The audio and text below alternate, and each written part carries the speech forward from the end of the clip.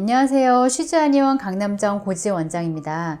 착상 후에 유지를 잘 하는 방법이 있을까요? 라고 이제 질문하신 분이 있는데, 피검사 이렇게 1차, 2차, 3차 정도까지 진행하고 그 이후에는 뭐 아기집을 보러 와야 되는 시기가 되는데, 그렇게 아기집을 실제로 보기 전까지 그냥 화학적 유산으로 가는 경우들이 많으니까 그때는 노심초사하면서 걱정하는 부분이 가장 이제 경계해야 되는 부분이긴 합니다. 그래서 이식 후에 피검사가 되면 카페에서 하루 종일 살게 돼요 라고 지금 얘기하셨는데, 이거 제가 제일 하지 말라고 하는 생활 습관이에요.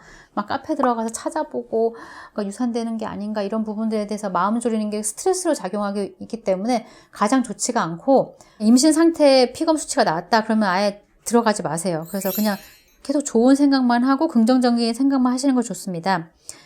출혈이 비치는 부분이 있는지는 계속 체크를 해봐야 됩니다.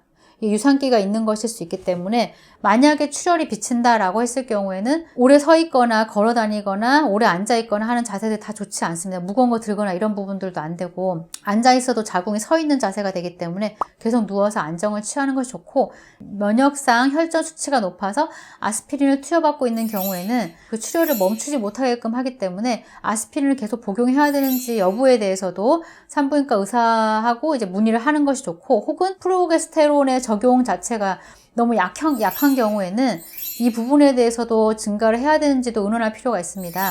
만약에 뭐 질정만 쓰고 있었다, 혹은 질정하고 주사를 쓰고 있는데 주사 용량 자체가 좀 낮았다 하는 경우에는 프로게스테론 수치를, 그러니까 투여를 조금 늘리는 방법으로도 이제 출혈 부분에 대해서 이제 어느 정도는 방지를 할 수 있는 부분들에 대한 사항들이 있기 때문에 약간의 징후만 있어도 담당이 하고 한번 의논을 하는 것이 좋겠습니다. 이 불안정한 기간이 지나게 되면 어느 정도는 이제 일상생활을 하시는 것이 좋고, 출혈이 딱히 없다고 하면은 너무 조심하지 않으셔도 괜찮습니다. 그런 부분들이 있으니까는 참고하도록 하시고요. 사실은 이제 착상 후에 유지를 잘하는 방법이라고 하는 거는 착상 전에 만들어지는 환경에 대해서 결정이 되게 됩니다. 그 중에 가장 중요한 게 배아 질적인 부분이에요.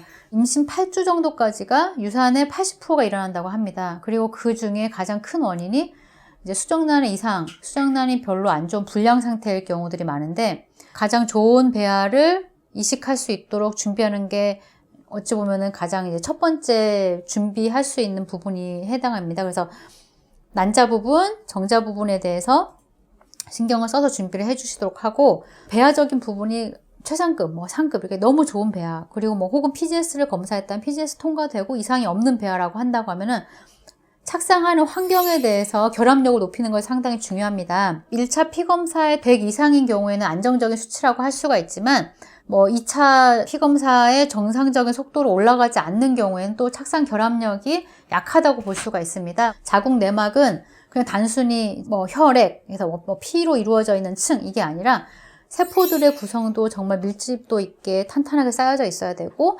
거기에 혈관 분포도 처음에는 그냥 이제 쭉쭉 뻗어 있는 혈관이었다가 이게 나선형으로 막 꼬여지면서 영양 공급에 대해서 가장 표면적을 넓히면서 그런 구조도 바뀌어줘야 되고, 그리고 자궁 내막 표면에서 착상 유도 물질이라고 하는 물질이 미묘하게 잘 분비가 되면서 수정란이 다가왔을 때 잘 분비돼서 결합할 수 있도록 하는 그 착상 환경을 탄탄하게 만들어주는 건 상당히 중요합니다.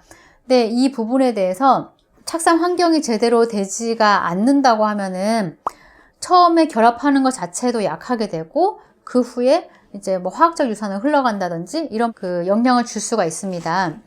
그리고 그 다음에는 면역 문제 부분이 있어요. 그 시험관 하기 전에 피검사를 통해서 그 수치적인 부분에 이상이 있다고 하면은 산부인과 의사와 필요한 처치들을 같이 의논을 하는 것이 좋습니다. 방송 본문 내용에 있는 고민 신청 링크를 통해서 고민을 보내주세요. 자세한 내용일수록 좋습니다. 난임 가정이 제로가 되는 그날까지 쉬즈한의원이 함께하겠습니다. 감사합니다. 강의가 좋았다면 구독과 좋아요 눌러주세요.